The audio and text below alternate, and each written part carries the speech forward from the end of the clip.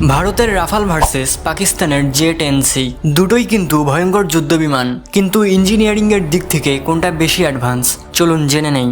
Number 1, রাফালের electronic যুদ্ধ ব্যবস্থা হলো এমন একটি ডিজিটাল বর্ম যা শত্রুর রাডার জ্যাম করে বিমানটিকে যুদ্ধের ময়দানে প্রায় অদৃশ্য রাখে। নাম্বার 2, এতে থাকা মেটিওর ক্ষেপণাস্ত্র বিশেষ ইঞ্জিন প্রযুক্তি ব্যবহার করে মাঝ আকাশে নিজের গতি বাড়িয়ে 150 কিলোমিটার দূরের লক্ষ্যবস্তু ধ্বংস করতে পারে। নাম্বার 3, ভারতের রাফালে ব্যবহার করা হয় 2টি করে ইঞ্জিন, অর্থাৎ যুদ্ধের সময় একটি ইঞ্জিন নষ্ট হলেও অপরটি দিয়ে নিরাপদে বিমান ফিরে আসতে পারে।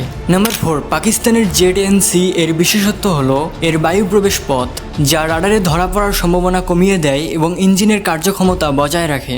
নাম্বার 5, এর PL-15 ক্ষেপণাস্ত্র উন্নত রকেট মোটর ব্যবহার করে, যা একে আকাশ যুদ্ধে এক ভয়ঙ্কর শিকারী বানিয়ে তোলে। নাম্বার 6, পাকিস্তানের এই যুদ্ধ বিমানটিতে আছে আধুনিক তাপ শনাক্তকারী প্রযুক্তি, যা রাডার বন্ধ রেখেও শত্রুর ইঞ্জিনের তাপ দেখে নিখুঁত হামলা করতে পারে। তাই সংক্ষেপে বলা যায় রাফাল তার 2 ইঞ্জিনের স্থায়িত্ব এবং ইলেকট্রিক যুদ্ধে বেশি শক্তিশালী। অন্যদিকে জে-10C তার একক ইঞ্জিনের ক্ষিপ্ততায় এবং আধুনিক প্রযুক্তিতে অনেক বেশি উন্নত। আর পবিত্র কোরআনে বলা হয়েছে প্রকৃত বিজয় কেবলমাত্র আল্লাহর পক্ষ থেকেই আসে। তাই প্রযুক্তির চেয়ে ইমানি শক্তি এবং সঠিক প্রস্তুতি আসল সম্পদ।